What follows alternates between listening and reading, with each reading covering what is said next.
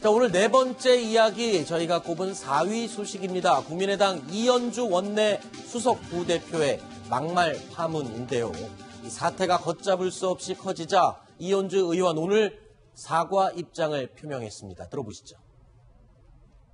편한 대화, 사적 대화에서 이런 분위기를 전달하다가 다소 격앙된 표현이 나왔습니다. 급식조리사분들뿐만 아니라 영양사나 요양사, 조무사와 같은 직종에 임하시는 분들을 폄하한 것은 더더욱 아니었습니다. 밥하는 아줌마들이라고 말한 제 마음속 또 다른 의미는 어머니와 같은 뜻입니다. 제 마음과 다르게 표현이 되어 많은 분들에게 상처를 주게 되어 진심으로 사과드리고 미안한 마음을 전합니다.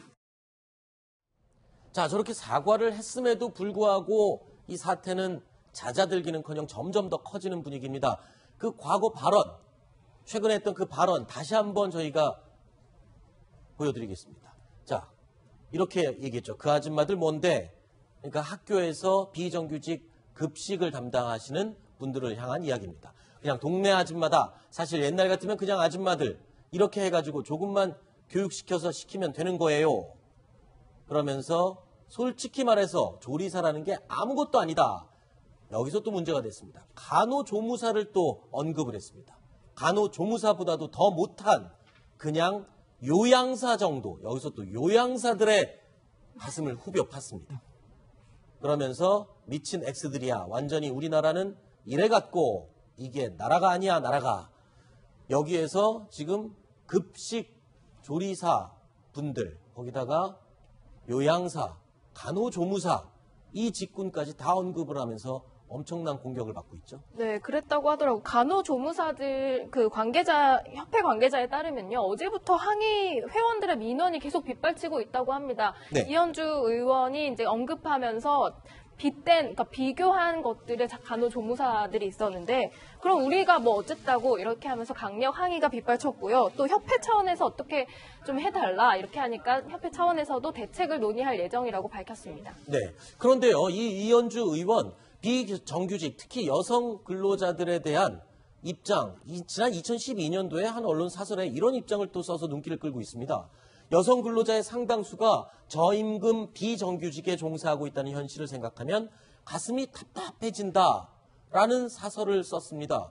자, 이 칼럼 글의 내용과 최근에 논란을 빚고 있는 이 발언 내용과 너무 대조적이지 않나 이런 생각이 드는데요. 오늘 이 공개 사과를 하고 나오는 이 순간에 그 자리에서요, 실제 급식 조리를 담당하고 계시는 비정규직 아주머니들과 마주쳤습니다.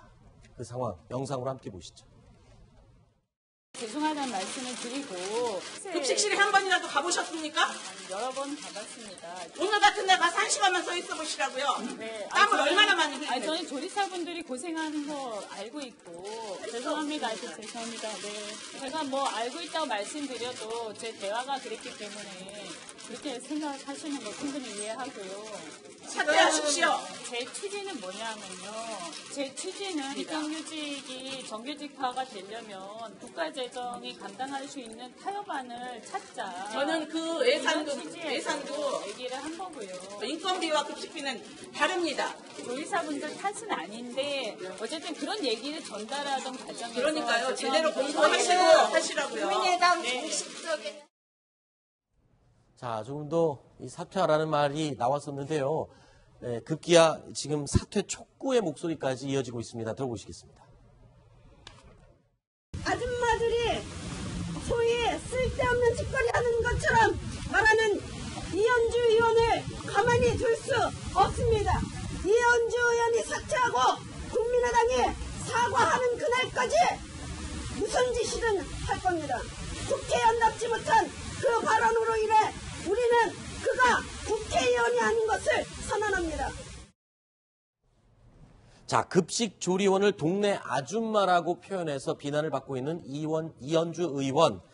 그래서요, 저희가 과거에 저희 채널 A에 출연했던 과거 프로그램 내용을 한번 찾아봤습니다. 과연 주부로서의 이현주 의원은 어떤 모습일까요? 보시죠. 빈대떡도 제가 좀 도와드리고, 근데 요리를 저희 시어머니가 굉장히 잘하세요. 그래서 저는 거의 이제 조수 역할을 열심히 합니다. 이제 그만두면은 내가 죽기 전에 김치 담그는 거나 좀 가르쳐주고. 네. 이현주 의원 시어머니께서는 며느리가 김치 담그는 법을 모르는 걸 굉장히 걱정하는 것 같습니다. 자, 이 장면은요. 결국 이현주 의원 의정 활동을 하느라고 주부로서의 어떤 경험과 실력은 조금 처지는 게 아니냐 이런 생각이 들거든요. 저는 이현주 의원이 발언 판문을 보면서 네. 참 안타까운 생각이 들어요. 저는 이현주 의원을 개인적으로도 알지만 지난번에 가습기 살균제 피해자들 문제 때문에 동분서주하고 이분들 어떻게 하든 피해를 극복해주기 위해서 여러 가지 법적 제도적 장치도 마련하고 피해자들 만나기도 하고 그러던 사람인데 네. 그리고 과거에 제 기억으로도 비정규직에 대해서 누구보다도 관심을 가졌던 사람인데 이런 말을 했다니 우선 믿겨지지는 않는데 그 말을 한 거예요. 네. 정치는 말이라고 해도 과언이 아닌데 네. 그리고 또 중요한 직책을 맡고 있는 또 국회의원이고 저런 발언을 했다는 게 믿기지는 않지만 말을 했다면 저는 대단히 잘못된 발언입니다. 네. 마치 본인의 가슴 속에 들어있는 어떤 특정 직책에 대한 직군에 대한 어떤 비하의식을 그대로 드러낸 거 아니냐는 이런 비판을 받아도 네. 또 방법이 없을 정도의 말이라고 생각합니다. 믿기지는 않지만 저 부분에 대해서는 다른 이유 불문곡직하고 네. 깨끗하게 진심으로 사죄하는 것이 가장 바람직한 네. 자세다 이렇게 봅니다. 자, 이 발언 때문에 또 사면 초과에 빠진 국민의당, 이 SBS의 보도 때문에 이 발언이 최초 알려지게 됐었는데요. 이 부분에 대해서 김동철 국민의당 원내대표가 불쾌함을 드러냈습니다. 들어보시죠. SBS의 보도에 대해서는 유감을 좀 표하고 싶습니다.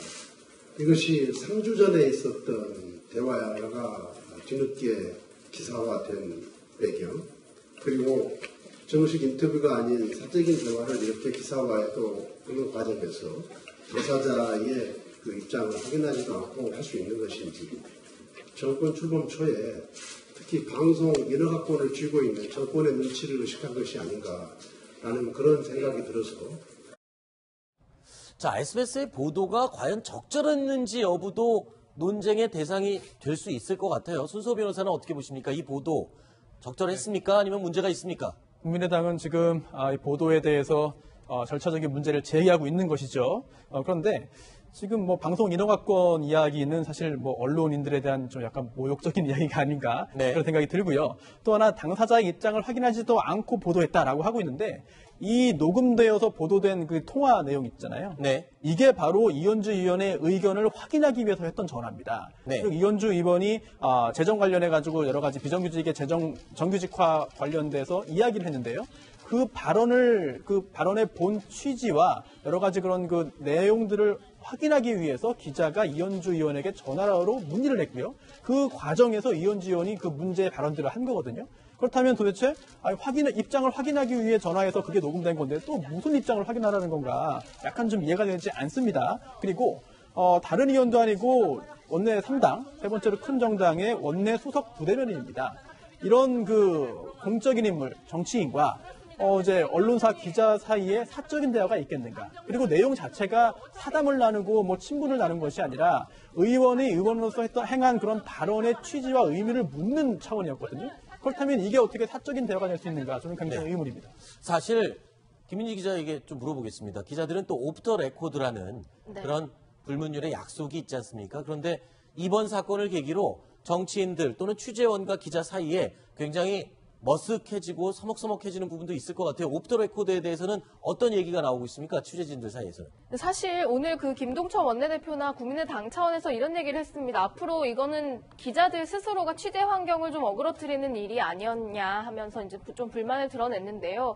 사실 저는 기자 입장에서 SBS 기자가 이해가 안 가는 것은 아닙니다만 취재 과정에서 저희가 듣는 모든 말 중에는 사실은 그 취재원이 자신의 정체를 밝히지 않고서 그냥 분위기만 좀 전달하려는 어떤 속내를 이야기해주는 그런 이야기들도 많거든요. 그렇게 하면 저희 기자들이 그걸 모든 걸 다 보도하게 되면 사실은 이제 그 제대로 된 뭐 보도했다 뭐 이렇게 기분은 좋을 수 있겠지만 사실은 그 이후에 좀 더 깊은 얘기, 솔직한 이야기들을 좀 취재하지 못하게 되는 거 아니냐 이런 이야기를 하고 있는데 제 생각도 마찬가지이고요. 오프 더 레코드라고 해서 이야기하는 부분은 좀 지켜주었으면 어떨까 하는 생각도 들더라고요. 네, 김민지 기자 개인의 예, 생각을 개인적인 생각이었습니다. 알겠습니다.